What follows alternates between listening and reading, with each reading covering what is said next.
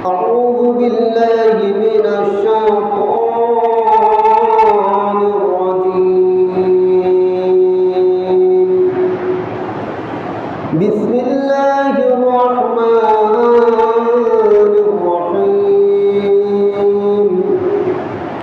ولكل أمة جعلنا منسكا ليذكروا اسم الله على ما رزقهم من بهيمة الأنعام. صدق الله العظيم وصدق رسوله النبي الحبيب الكريم.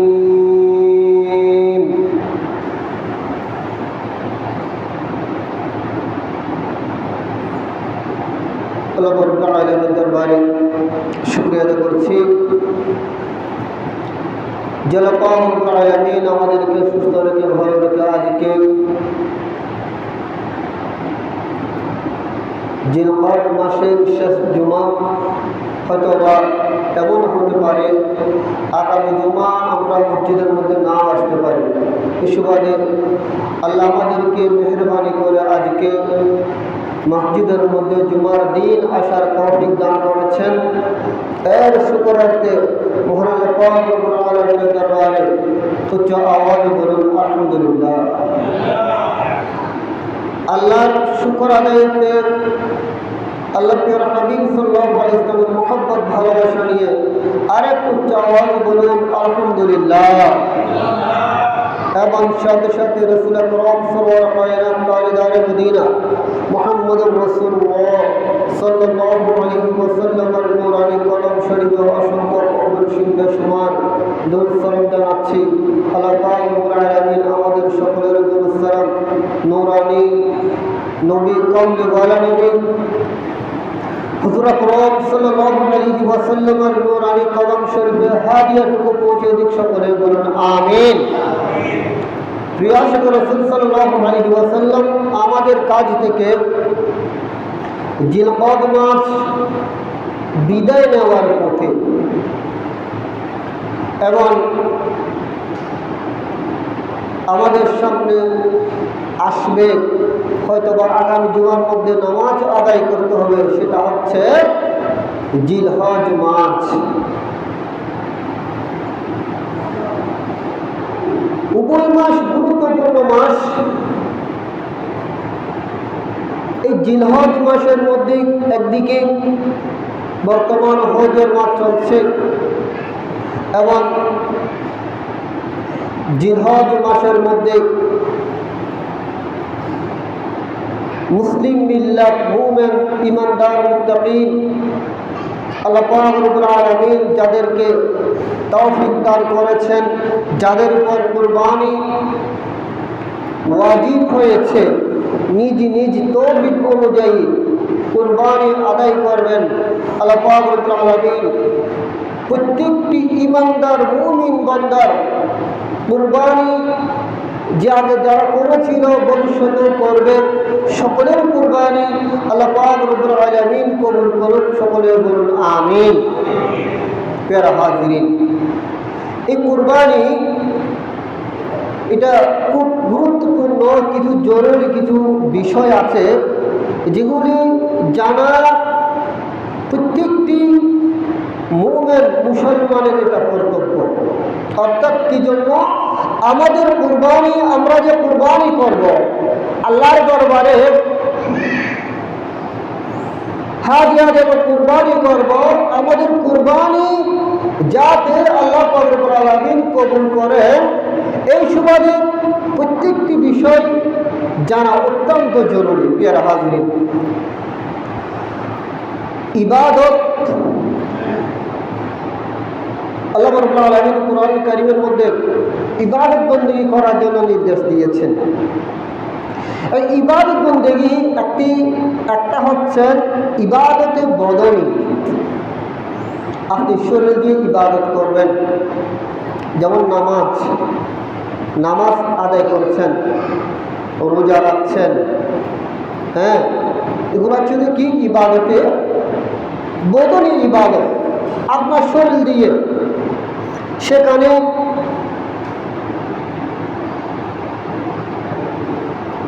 কোনো কি নেই, টাকা বিয়ায় নেই। আরেক প্রকার ইবাদত হচ্ছে ইবাদতে মালি, সম্পদ দিয়ে ইবাদত। এই ইবাদতে মালি হতে একটি ইবাদত হলো কুরবানি করা। সুবহানাল্লাহ। যেগুলি সম্পদশালীর উপর এই কুরবানি ওয়াজিব, অর্থাৎ যাদের উপর কুরবানি ওয়াজিব হয়েছে, এ কুরবানি নির্দিষ্ট পশুকে নির্দিষ্ট দিনে আল্লাহর ওয়াস্তে সওয়াবের নিয়তে জবে করার নাম হচ্ছে, জবে করাটাই হচ্ছে কুরবানি। সুবহানাল্লাহ। আর একটু খেয়াল করতে হবে, এই কুরবানি হলো নির্দিষ্ট পশু কি সেটা জানা প্রয়োজন। নির্দিষ্ট পশুকে নির্দিষ্ট দিনে আল্লাহর রাস্তায় সওয়াবের নিয়তে জবে করা হচ্ছে কুরবানি। এই কুরবানি আল্লাহ রাব্বুল আলামিন কবুল করুন সবার পক্ষ থেকে। আমরা যারা কুরবানি করব, আল্লাহ রাব্বুল আলামিন কবুল করুন, সকলে বলুন আমিন। কেমন এটা কাদের উপর কুরবানি ওয়াজিব? এটা মুসলমান হতে হবে, কিছু শর্ত আছে। তার মধ্যে কি হতে হবে? মুসলমান হতে হবে। মুসলমান, মুকিম, নেসাবের অধিকারী হতে হবে এবং আজাদের উপর এ কুরবানি ওয়াজিব।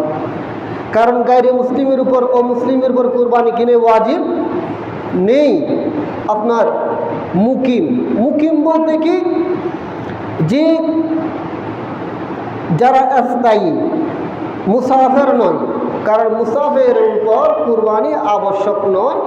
আমরা এখানে মনে করি আমরা এখানে স্থায়ী বসবাস করতেছি, এখানে তো আমরা কেউ মুসাফির আসি নাই।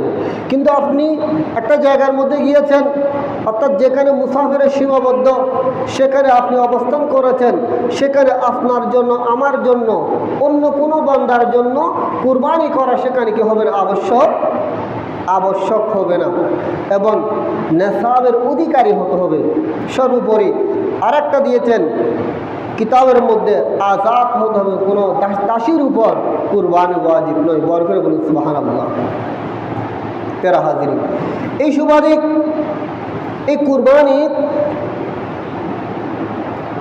আমি আবার বলবো, কোনো মুসাফির কেউ নফল হিসাবে যদি করতে চাই, স্বাভাবিক আমরা কোরবানি করে, অনেকে কোরবানি ওয়াজিব হয় নাই, সওয়াবের উদ্দেশ্যে করছেন, ঠিক না? তাই মুসাফির যদি নফল হিসাবে করতে চাইলে কুরবানি করতে পারবে, কারণ কুরবানির মধ্যে সওয়াব নিহিত আছে। আর প্রিয় মুস্তাফা সাল্লাল্লাহু আলাইহি ওয়াসাল্লাম বলেছেন যে আমরা যারা কুরবানি হাদিয়ানি, এটাকে তাজিম করতে বলা হয়েছে। কুরআন কারীমের মধ্যে বলেছেন, ওয়া ইউআযযিম শাআইরাল্লাহি ফাইন্নাহা মিন তাকওয়াল কুলুব। সুবহানাল্লাহ। এটাকে তাজিম করতে বলা হয়েছে। কারণ কি, এই কুরবানি পশু আপনি যেটা নিয়েছেন সেটা কাল কিয়ামতের ময়দানের মধ্যে আপনার এবং আমার জন্য সাওয়ারি হবেন। দরকার বলুন সুবহানাল্লাহ। সালাতুন ইয়া রাসূলুল্লাহ, সালামুন ইয়া ওয়াল হাবিবুল্লাযী তুরদা শাফাতুহু লিকুল্লি হাওলিন মিনাল আওয়ালিল মুকতাহিমি। সালাতুন ইয়া সালামুন ইয়া। এবার আমরা জানব বিশেষ করে নেসাবের অধিকারী কি, নেসাব কি। নেশাবের অধিকারী হওয়া বলতে এতটুকু সম্পদ বোঝায়।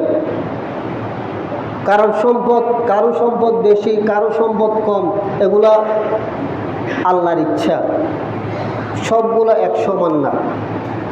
তো এতটুকু সম্পদ বোঝায় যে যতটুকু সম্পদ হলে সদকায়ে ফিতরা ওয়াজিব হয়। যতটুকু সম্পদ হলে সদকায়ে ফিতরা কি হবে?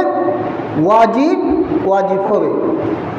অর্থাৎ আর ভালো করে বুঝতে হবে যে মূল ব্যবহারিক সামগ্রিক ব্যতীত আমরা কতগুলো ব্যবহার করি, এগুলি ব্যতীত, সামগ্রিক ব্যতীত 200 দেরহাম। কয়শত দেরহাম?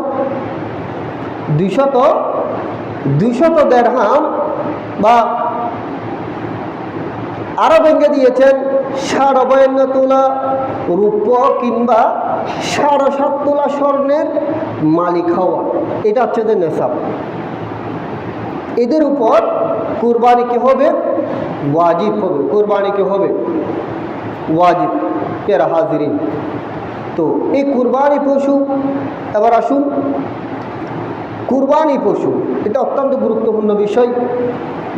কারণ আমরা হয়তো চতুর্পাশে কুরবানির জন্য প্রস্তুতি নিচ্ছে, এখন নেবে। তো কুরবানি পশু আমরা কিভাবে, কি রকম কুরবানি পশু ক্রয় করব? আপনি যে আল্লাহর দরবারে একটা হাদিয়া দেবেন, তো হাদিয়া এটা সুন্দর হতে হবে, আইবমুক্ত, দুষ্মুক্ত হতে হবে, যাতে কোনো কিনে আইব না থাকে, খানা, ল্যাংরা, এভাবে বেশি লেজ কাটা, যাতে এইরকম না হয়, সুন্দর হতে হবে। এবং কিতাবের মধ্যে আছে, বর্তমানে প্রেক্ষাপট, প্রতি বছর কুরবানি যখন আসে, ইসলামের কোন একটা যখন নিদর্শন আসবে, মিলাদুন নবী সাল্লাল্লাহু আলাইহি ইসলাম, ফাতি আফদাহুম, কুরবানি আসলে তখন একটা টিউমার উঠে যায়। যে টিউমার কি যেন কুরবানির সময়ের মধ্যে আসবে, এখনও আসে নাই, খাসি দিয়ে যে কুরবানি হবে না, এরকম অনেক আছেন। যেমন ভারতের মধ্যে একসময় আন্দোলন করেছিল, গাভী গরু দিয়ে কুরবানি করা যাবে না, কারণ গাভী গরুকে তারা প্রতিমা বলে। কিন্তু তখন কর্তব্য হলো এটা প্রতিহত করা, সেটা দিয়ে আরো বেশি কুরবানি করা। বার করে বলুন সুবহানাল্লাহ। দেখুন, পাকিস্তানের মধ্যে হয়েছিল একসময়, তখন তৎকালীন পূর্বে যারা উলামায়ে কেরাম ছিল, তারা এগুলি লিখনির মাধ্যমে, বক্তব্যের মাধ্যমে সেটাকে প্রতিহত করেছেন, জারি করে দিয়েছে।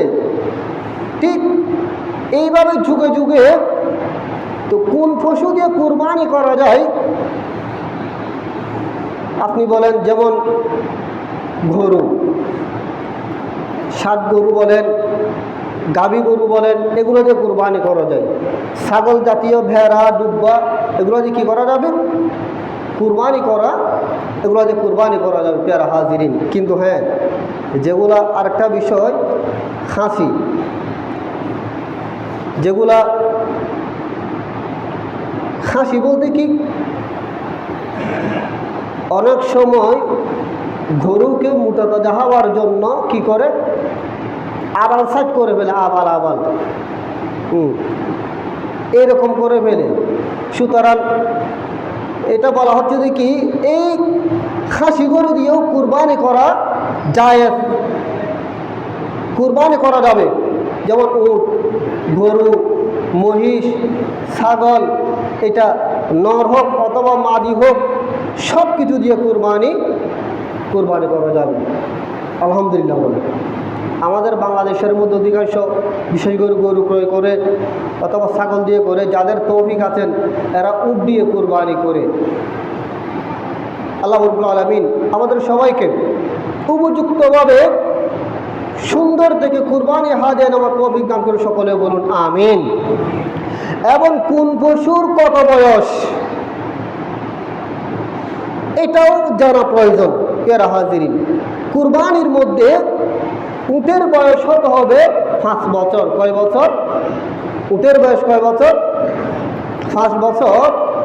গরু এবং মহিষ, গরু এবং মহিষ বয়স হতে হবে 2 বছর। কয় বছর? 2 বছর।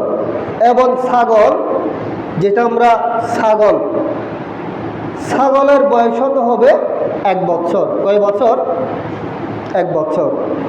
এর থেকে যদি কম হয় তো মনে রাখতে হবে। ভেড়া হচ্ছে যে কি, ভেড়া 6 মাসের অধিক হতে হবে। 6 মাসের অধিক, এইটা বয়স নির্ধারিত। আমি আবার বলি, উট হলো যে কয় বছর? 5 বছর। এবং মহিষ এবং গরু 2 বছর। ছাগল হলো কয় বছর? 1 বছর। এটা যে কুরবানি হয় পেয়ারা হাজিরিন। এবং ভেড়া, ভেড়া হলো 6 মাসের বাচ্চা যদি এতটুকু হয়, 6 মাসের বাচ্চা, আমরা অধিকাংশ করতে হয় ভেড়া দিয়ে কুরবানি করতেছে। 6 মাসের বাচ্চা যদি দেখতে একটু বড় হয়েছে, 6 মাসের বাচ্চা, সেটা দেখার সময় 1 বছরের বাচ্চার মতো দৃষ্টির মধ্যে আসতেছে। অর্থাৎ আপনি দেখছেন এটার বয়স কত হবে, এটা মনে হয় 1 বছর হবে। আসলে এটার বয়স হচ্ছে কত? 6 মাস, কিন্তু দেখতে কত? 1 বছরের বাচ্চার মতো লাগলে সেটা দিয়েও কি হবে? কুরবানি আদায় হবে প্যারা হাজরিন। সালাতুন ইয়া রাসূলুল্লাহ আলাইকুম সালামুন ইয়া ज़माना सोबत बालिया बहतोरे आज़ू सदो साल तात बेरिया सलातुनिया सलामुनिया। এমন এই কুরবানির মধ্যে এমন এমন বিষয়, কতগুলো জটিল বিষয় মাসালা এনেছেন পশুর ক্ষেত্রে। যেমন একটা পশু জন্মগ্রহণ করেছেন, অর্থাৎ ছাগল থেকে, কারণ সেটা পশু, কুকুরের বাচ্চা জন্মগ্রহণ করে ফেলেছেন, দেখতে কুকুরের মতো, এরকম বর্তমান প্রেক্ষাপটে অনেক কিছু দেখা যায়। এখন সেইটা বক্ষণ করা কিনা যাবে কিনা। আবার দেখা যায় অনেক পশু আবর্জনা খায়, ময়লা খায়, কিন্তু সেখান থেকে ওই পশু থেকে দুর্গন্ধ বের হয়। এখন এগুলোর করণীয় কি? কিতাবের মধ্যে ধরেছেন যে পশু থেকে দুর্গন্ধ বের হবে সেটাকে বেঁধে রাখতে হবে, যাতে ওই দুর্গন্ধটা চলে যায়। দুর্গন্ধ চলে যাওয়ার পর 1 দিন 2 দিন 3 দিন সে দুর্গন্ধ খাওয়া যখন বন্ধ করে দেয়, অভ্যাস যখন চলে যায়, তখন তার কাছ থেকে অটোমেটিক কি যাবে, দুর্গন্ধ চলে যাবে। তখন আপনি সেটাকেও জব করতে পারবেন। সেটা কি করতে পারবেন? জব করতে পারবেন প্যারা হাজিরিন। তো এইভাবে যদি জন্ম নেয়, কুকুরের বাচ্চাও যদি জন্ম নেয়, এখন সেটা কি করব? খাবো নাকি ফেলে দেব? খুব কঠিন। কিতাবের মধ্যে আছে সেটাকে পরীক্ষা করতে হবে। কিভাবে? পানি দিতে হবে, পানি।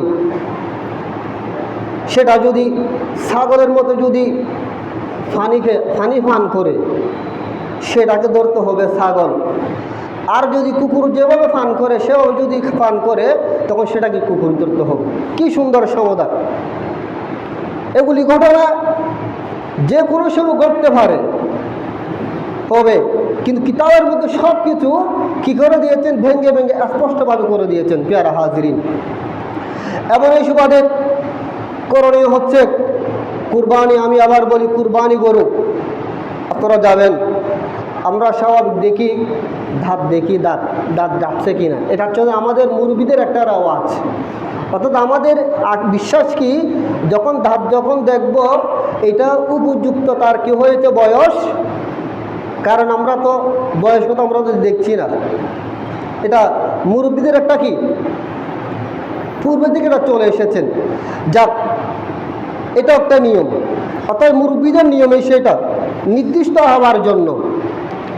এবং কুরবানি অন্ধ, কানা, খুঁড়া, কান কাটা, লেজ কাটা, এভাবে যেই পশুর দাঁত নেই, ঠোঁট কাটা, নাক কাটা, জন্মগত যে কানবিহীন, রুগা, হিজড়া জাতীয়, অর্থাৎ হিজড়া কি, যে পশুর নর মাদ্দা চেনা যায় না, নরও চেনা যায় না, মাদ্দাও চেনা যায় না, এরকম হিজড়া জাতীয় যেগুলি আবর্জনাকে দূর করা যাচ্ছে না, এই আবর্জনা ইত্যাদি দোষযুক্ত যেগুলো দোষ আছে, এগুলো দিয়ে কুরবানি করা এটা নিষেধ করে দিয়েছেন ফিকার মধ্যে।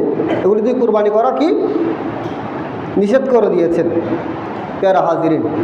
আবার দেখা যায় অনেক সময় যদি কুরবানি হাদিয়া নিয়েছেন, খুব সুন্দর, একদম সুন্দর হাদিয়া নিয়েছেন কুরবানি করার জন্য, তো এটা অথবা আনার সময় অথবা জবা করার পূর্বে সেটা কি হয়েছে, লাফালাফি করতে করতে আহত হয়ে গিয়েছে কুরবানি হাদিয়া এটা, অথবা কোনো বিপদ হয়েছে, পা ভেঙে গিয়েছে, এরকম অনেক সময় ঘটনা হয় না, বিপদ হয়ে গিয়েছে। কিন্তু যখন বিপদ হয়ে গিয়েছে সেটা দিয়ে আপনি কুরবানি করতে পারবেন, কারণ আপনি সেটাকে সুস্থ নিয়েছেন, ভালো নিয়েছেন। অনেক সময় দেখা যায় কুরবানি গরু নিয়েছেন, দূর থেকে এটা তুলে ঘাড়ির মধ্যে করে নিয়ে আসে, তোলার সময় নামার সময় পা ভেঙে গিয়েছে, এরকম মনে হয় না, বিভিন্ন আঘাতপ্রাপ্ত হয়েছে, এরকম হয়ে যদি থাকে সেটা দিয়েও কুরবানি করা যাবে। কি করা যাবে? কুরবানি করা যাবে প্যারা হাজিরিন। তবে হ্যাঁ, নেওয়ার সময় আমাদেরকে কুরবানি দেখে শুনে নিতে হবে। এবং আপনি কুরবানি হাদিয়া নিয়েছেন, হাদিয়া নেওয়ার পর আপনি নিয়েছেন গাভী গরু নিয়েছেন, গাভী গরু দিয়ে কুরবানি করা ভালো, উত্তম। অন্যান্য গিয়া থেকে, পশু থেকে গাভী গরু দিয়ে কুরবানি করা ভালো। আপনি যখন গাভী গরু নিয়েছেন, তো আপনি দেখেছেন এই গাভী গরুর পেটের মধ্যে বাচ্চা দেখা দিয়েছে, কারণ আমরা সবাই চাই কুরবানি হাদিয়াটা একটু সুন্দর থেকে যাতে বাচ্চা না থাকে, এইভাবে আমরা কুরবানি হাদিয়া নেওয়ার জন্য চাই। তো বাচ্চা দেখা দিয়েছে, সেটাকে আপনি যখন বাচ্চা যখন পেয়েছেন, তো আপনি সেটাকে কী করবেন? জবে করে দেবেন। জীবিত যদি পান আপনি সেটাকে জবে করে দেবেন, এমন কাজেও লাগাতে পারবেন ওই বাচ্চাকে জবে করার পর বাচ্চা জীবিত হয়েছেন, আপনি সেটাকে জবে করে দিতে পারবেন এবং সেটাকে কাজে লাগাতে পারবেন। আর যদি মৃত হয় সেটাকে আপনাকে কী করে দিতে হবে? আপনাকে ফেলে দিতে হবে, কারণ এটার তো কোনো কাজ আসবে না কুরবানি প্যারা হাজিরিন। এবং কুরবানি সেটা আরও আলোচনা আসবে ইনশাআল্লাহ রহমতে। জবে করার পূর্বে ভালো করে আপনার চাকু যেগুলো দিয়ে জবে করা হয় সেটা ভালো করে কি করতে হবে? ধার দিতে হবে। এই বিষয়গুলি আমাদের প্রত্যেকটি মুসলমানদের জানা প্রয়োজন। আল্লাহ রাব্বুল আলামিন কবুল করুন, সকলে বলুন আমিন। সালাতুন ইয়া রাসূলুল্লাহ আলাইকুম সালামুন ইয়া। আবার আরেকটা বিষয় জানা প্রয়োজন, আপনি যখন কুরবানি হাদিয়া নিয়েছেন, এই কুরবানি হাদিয়া এটা একটু পশু, মনে রাখবেন। আপনার ঘরের মধ্যে যেটা আছে সেটাও পশু না, সেম না। অনেক সময় দেখা যায় বিশেষ করে যুবক বিভিন্ন মিডিয়ার মধ্যে কুরবানি গরুর উপর জুলুম করে, আরোহণ করে, বিভিন্ন কিছু তালবাহানা করে, কিন্তু না, আপনি যখন সেইটা কুরবানি করার জন্য নিয়েছেন, আপনি মান্যত করেছেন, খেয়াল করেছেন আমি এই কুরবানি হাদিয়া দিয়ে পশু দিয়ে আমি কুরবানি করব, তখন সেটার স্পেশাল মর্যাদা হয়ে গিয়েছে, দামি হয়ে গিয়েছে। আপনাকে ওই কুরবানি পশুকে তাজিম করতে হবে, সেবা যত্ন করতে হবে, ইজ্জত করতে হবে, কারণ কি, সেটা কিয়ামতের ময়দানের মধ্যে আপনার জন্য বাহন হবে। সুবহানাল্লাহ বলুন। ইমানদার যখন কবরের মধ্যে যাবে, হাদিসে পাকের মধ্যে আছে, কবরে যখন যাবে কাল কিয়ামতের ময়দানে, আমরা তো কবর থেকে আবার উঠব। তখন আমরা যে কুরবানি করি, ওই কুরবানি হাদিয়া আপনার পাশে গিয়ে দাঁড়িয়ে থাকবে। সুবহানাল্লাহ। আল্লাহ রাব্বুল আলামিন বলবেন, আমার বান্দা যাতে কবর থেকে হেঁটে হেঁটে কিয়ামতের ময়দানে না যায়। কারণ কি, আমার বান্দা সব সময় বাহনের উপর ছিল। কি বাহন? আমরা যখন বাবার পৃষ্ঠে ছিলাম সেখানেও বাহনের মধ্যে, ঠিক না? বাহনের মধ্যে না, বাবার পৃষ্ঠ থেকে আমরা যখন মায়ের রহমে আসলাম, অর্থাৎ মায়ের পেটের মধ্যে, সেখানেও বাহন। এবং সেখান থেকে যখন পৃথিবীতে জন্মগ্রহণ করেছি, জমিনে এসেছি, সেখানেও বাহন। বাহনটা কি? কিছুক্ষণ আমাদেরকে মা কুলের মধ্যে নিয়েছেন, দাদা দাদি নিয়েছেন, বাবার কাঁধ আমাদের বাহন হইতে, ঠিক কিনা বলুন? এরপর আপনি যখন দুনিয়া থেকে যখন বিদায় নেবেন, হেঁটে হেঁটে আমরা কেউ কবরের মধ্যে যাইতে পারি না। আমাদেরকে সুন্দর গোসল দিয়ে, সুন্দর শোকের মধ্যে সুরমালা দিয়ে, আতর দিয়ে, সাদা পোশাক পরিধান করে, সুন্দর পরিধান করে আপনার আমাদেরকে চারজন খাটের মধ্যে কাঁধে নিয়ে কবরে নিয়ে যায়, ঠিক কিনা বলুন? প্রিয় হাজরিন, তাও বাহনের উপর। তো আল্লাহ রাব্বুল আলামিন যে আমার বান্দার হায়াত বাহনের উপর কাটিয়েছে, আমার বান্দা যখন কিয়ামতের ময়দানের মধ্যে উঠবে, সেখান থেকেও হেঁটে হেঁটে উঠবে না, যে আমার বান্দা যাতে ওই কুরবানি সাওয়ারির উপর করে কিয়ামতের ময়দানে উঠবে। বড় করে বলুন সুবহানাল্লাহ। প্রিয় হাজরিন, এই জন্য সেটাকেও সম্মান করতে হবে, ওটা থেকে আলাদা। এটা আমার আপনার জন্য কিয়ামতের ময়দানের জন্য বাহন হবে এবং শাফাআতকারী হয়ে যাবে।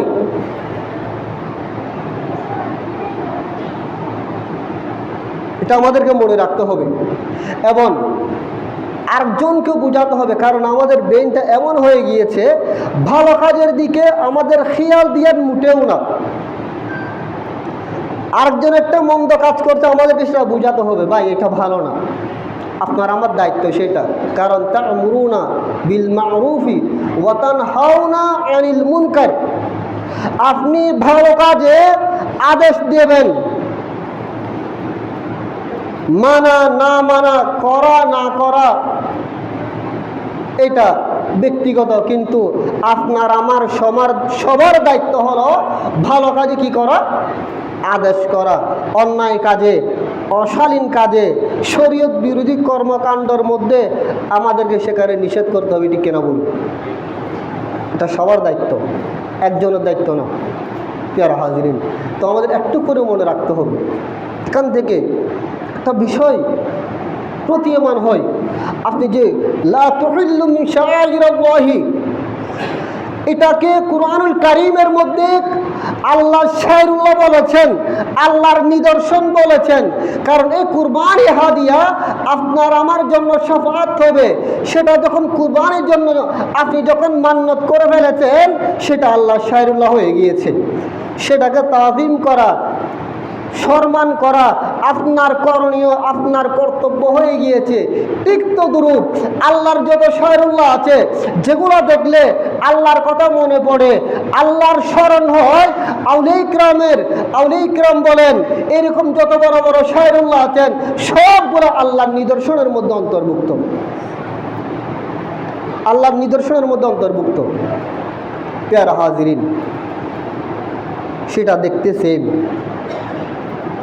আপনার ঘরের মধ্যে লালন পালন করছেন, কুরবানির জন্য হাদিয়া দিয়েছেন, সেটা সেম হওয়া সত্ত্বেও 10 কম আছে না নাই? তাজিমের মধ্যে আকাশ পাতাল ডিফারেন্স, অনেক ডিফারেন্স। তাহলে বুঝে যাচ্ছে কি, সেটা যখন ভালোর দিকে যখন নিসবত হয়ে গিয়েছে, সেটার তাজিম আল্লাহ আলাদা করে দিয়েছেন। সুবহানাল্লাহ বলুন। ডিফারেন্স হয়ে গিয়েছে। ঠিক সেম আপনি আমি আমরা যখন ভালোর সাথে যখন অ্যাটাচ থাকবো, নিসবত হয়ে যাবেন, তখন অন্য কেউ থেকে আপনার আপনার মর্যাদা সেটা আলাদা হয়ে যাবে। সুবহানাল্লাহ।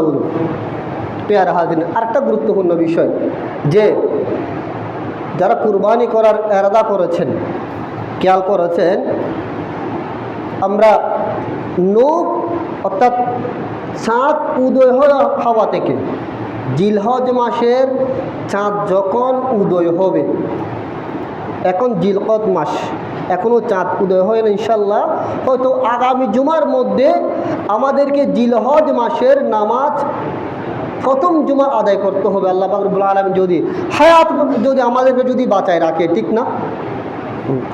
তো যারা কুরবানি করার এরাদা হয়েছে, আমাদের একটা করণীয় আছে। কি করণীয়? যেটা হচ্ছে মুস্তাহাব, আমাদের হাতের নখ, চুল এগুলা কাটবেন না। তা মনে রাখবেন, হাতের নখ, চুল, লুম, শরীরের লুম এগুলা কাটবেন না। সেটা হচ্ছে মুস্তাহাব। চাঁদ উদয় হওয়ার আগে খেয়াল করে একদম নিট এবং ক্লিন পরিষ্কার হয়ে যাবে। পরিষ্কার, কারণ পরিষ্কার পরিচ্ছন্নতা ঈমানের অঙ্গ। পরিষ্কার পরিচ্ছন্নতা ঈমানের অঙ্গ। যেগুলি যেগুলি কর্তন করা প্রয়োজন, কারণ শরীয়তের মাসালা বলে দিতে হচ্ছে ভূগোলের লুম এবং আরো যেগুলি আছে সবগুলো পরিষ্কার। যেগুলো অন্ততপক্ষে মৃত্যুর জন্য আমাদেরকে প্রস্তুতি নিতে হবে। এখান থেকে যে যাব আমরা সেটা বুঝতে পারবো। গ্রান্তি আছে, গ্রান্তি নাই, কিন্তু আমাদেরকে শারীরিকভাবে, এটা হচ্ছে তো শারীরিকভাবে মৃত্যুর জন্য প্রস্তুতি কি? আপনার শরীর পরিষ্কার। দুনিয়াবি সব কিছু করার সময় থাকে, কিন্তু নিজের শরীর পরিষ্কার করার আমাদের সময় নেই। কিন্তু না, কখন আমাদেরকে ডাক দেওয়া হবে, আমাদেরকে সুন্দর করে কাফন দাফন করে কবরের মধ্যে যখন দেবেন, ফিরিস্তারা আসবে। আমাদের ফিরিস্তারা যখন আসবেন, আমাদের শরীরে যখন 1.5 ইঞ্চি যখন লুম দেখবে, তখন কি অবস্থা হবে একটু চিন্তা করেছি? চিন্তা করার প্রয়োজন আছে না নাই? চিন্তা করার প্রয়োজন আছে আমার যুবক ভাইয়েরা। এটা সবার করণীয়। শরীয়তের একটা মাসালা একদম পরিষ্কার। সপ্তাহে দাড়ি রাখাটাও জায়েজ, অর্থাৎ ওয়াজিব, কিন্তু সপ্তাহে মুখ সুন্দর করতেছি, চুল কাটতেছি, কিন্তু আর কিছু যে পরিষ্কার করতে হবে সেটা কি আমাদের মাথায় আছে? আমাদেরকে এটা মাথায় রাখতে হবে। আল্লাহ রাব্বুল আলামিন আমাদের সবাইকে মৃত্যুর জন্য সবসময় হার ওয়াক্ত প্রস্তুতি থাকার আল্লাহ আমাদেরকে তৌফিক দান করুক। সকলে বলুন আমিন। আরেকটু বড় করে বলুন আমিন। প্যারা হাজিরিন, এই সুবাদে আমরা যে কুরবানির জন্য সব প্রস্তুতি নেবেন এবং পরামর্শ যারা শরীফদারি করবেন কিভাবে করবেন, এখন থেকে প্রস্তুতি নিয়ে ফেলবেন, পরামর্শ করবেন। সবার নিয়ত থাকতে হবে আমরা কুরবানি করব এবং আল্লাহর ওয়াস্তে এটা কুরবানি দেব, মাংস খাবার নিয়ত আমাদের থাকবেন, এটা মনে রাখতে হবে। সবার নিয়তটা কি থাকতে হবে? একুরেট থাকতে হবে। আমরা কুরবানি আল্লাহর ওয়াস্তে, আল্লাহর প্রিয় হাবিব সাল্লাল্লাহু আলাইহি ওয়াসাল্লামকে সন্তুষ্টি করার জন্য, আল্লাহকে সন্তুষ্টি করার জন্য আমরা কুরবানি করছি, ঠিক কিনা বলুন? এই নিয়তটা আমাদের সবার অন্তরের মধ্যে আল্লাহ পাক রব্বুল আলামিন দান করুক। সকলে বলুন আমিন। এবং কুরবানি হাদিয়া সুন্দর থেকে নেওয়ার তৌফিক দান করুক। সকলে বলুন আমিন। ওই যে আমি বলতে চেয়েছিলাম যে নখ এবং চুল এগুলা কাটা যাবে না, কাটবেন না। সেগুলো হচ্ছে কি মুস্তাহাবি সওয়াব। আর একটা রহস্য পেয়েছি, সেখানে আমরা তো হজ করতে যাইতে পারি নাই। যারা হারমাইন আছেন, হাজি সাহেব যারা আছেন, কিতাবের মেরাতুল মানাজির মধ্যে এই হাদিস শরীফের টিকার মধ্যে ধরেছেন, আমার চোখে আর পড়ে নাই কখনো। যারা হাজি সাহেব এরা ভাগ্যবান। আল্লাহ রাব্বুল আলামিন আমাদেরকেও একবার মক্কা শরীফ, মদিনা শরীফ যার নসিব করুক। সকলে বলুন আমিন। যারা হারাম শরীফে যাবে তারা চুল কাটবে না, আর মুরব্বি হড়ে হাজি সাহেব একটা পিঁপড়াও মারবে না, কিচ্ছু কাটবে না।